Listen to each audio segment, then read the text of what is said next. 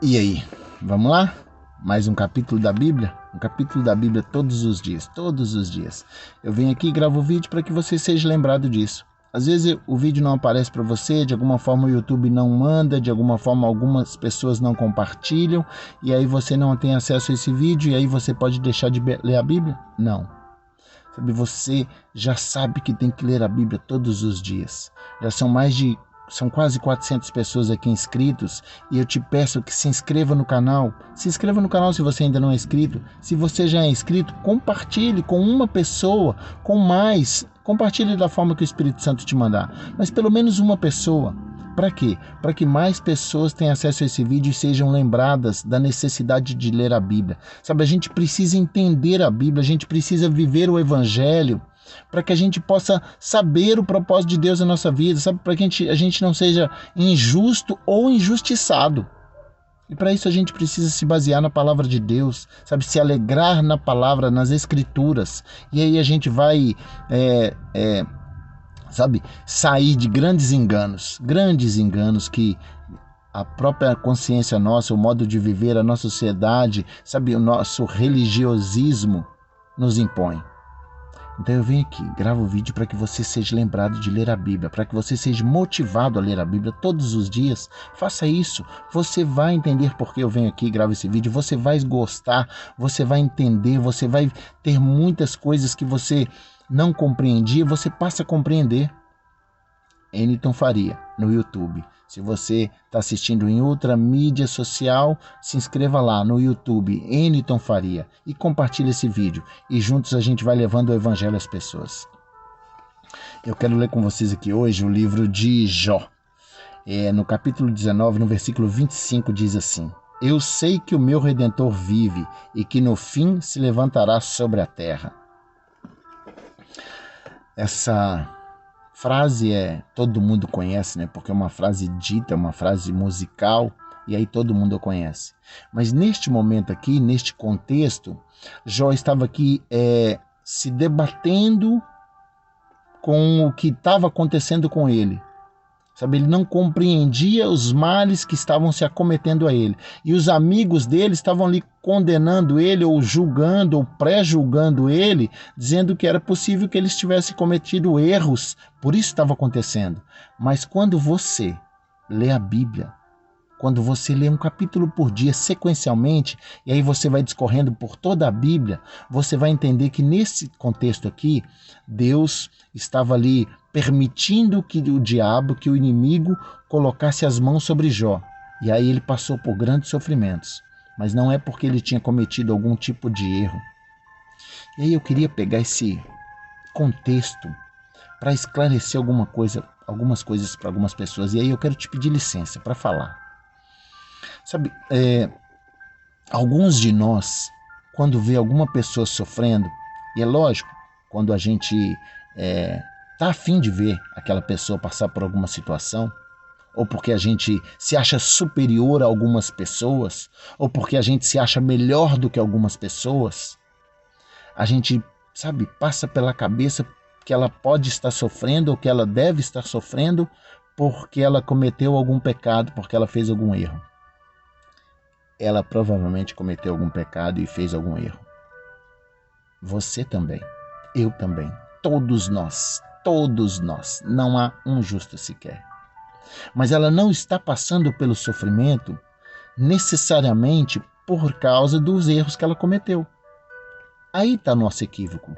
Sabe, algumas pessoas recebem um milagre e em leito de morte sobrevivem e têm, muitos anos de vida. Aconteceu isso com Jó.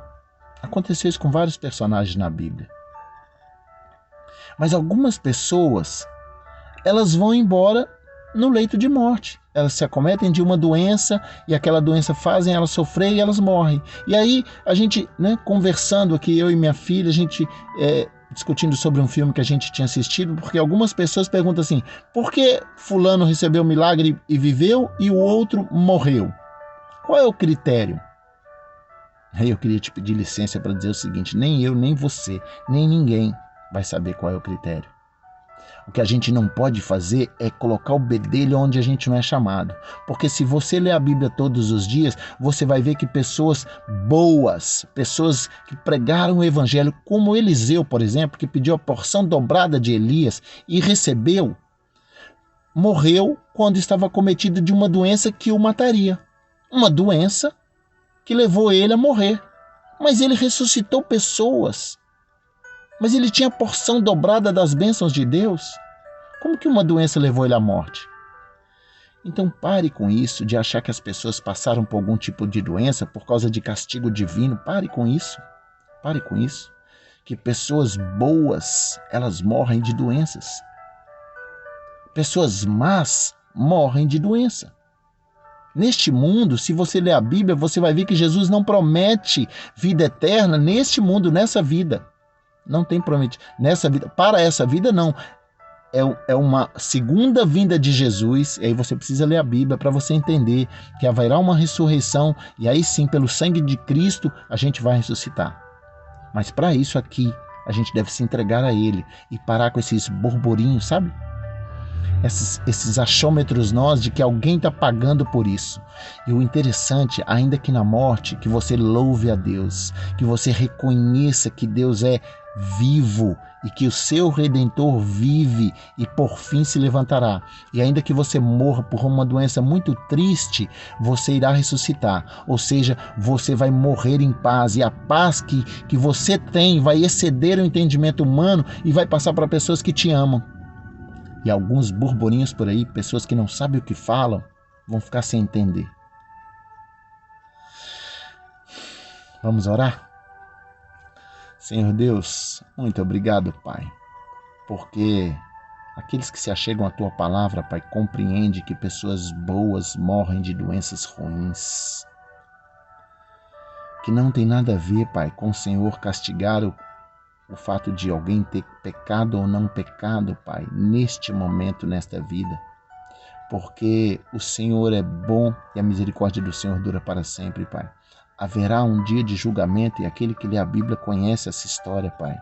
Por isso precisamos nos entregar a Ti e parar de julgar pessoas. Precisamos amar ao Senhor acima de todas as coisas e o próximo como a nós mesmos. Ajude-nos, Pai, a nos entregarmos à leitura bíblica para conhecer a Sua palavra, conhecer o que o Senhor deseja que conheçamos, Pai, e a gente pare de julgar e interpretar coisas errôneas.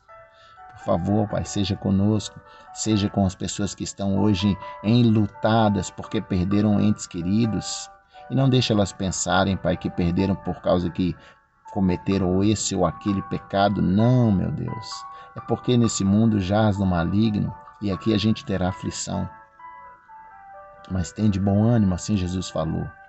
E pessoas, Pai, que estão aí enfermas, se assim for da vontade do Senhor, Pai, se houver propósito, que o Senhor cure-as, Pai, e permita que elas preguem o Teu Evangelho com o milagre acometido sobre elas.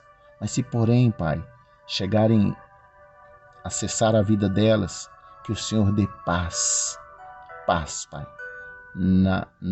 a pessoa que está indo embora, até ela ir, porque depois ela dorme e nada acontece mais. Mas também deixa a paz que excede o entendimento ao humano, Pai, as pessoas que aqui ficam, que amam essa pessoa que foi. Por favor, Pai, seja com cada um de nós no dia de hoje. Ajude-nos a compreendermos a Sua palavra, a nos entregarmos à leitura bíblica, para que o Senhor possa entrar em nós, Pai, e nos confortar das dores que temos, que iremos passar, e que a vontade do Senhor se cumpra em nós. É no nome de Jesus que oramos, agradecidos. Amém. Amém. Obrigado. Por favor, compartilhe esse vídeo.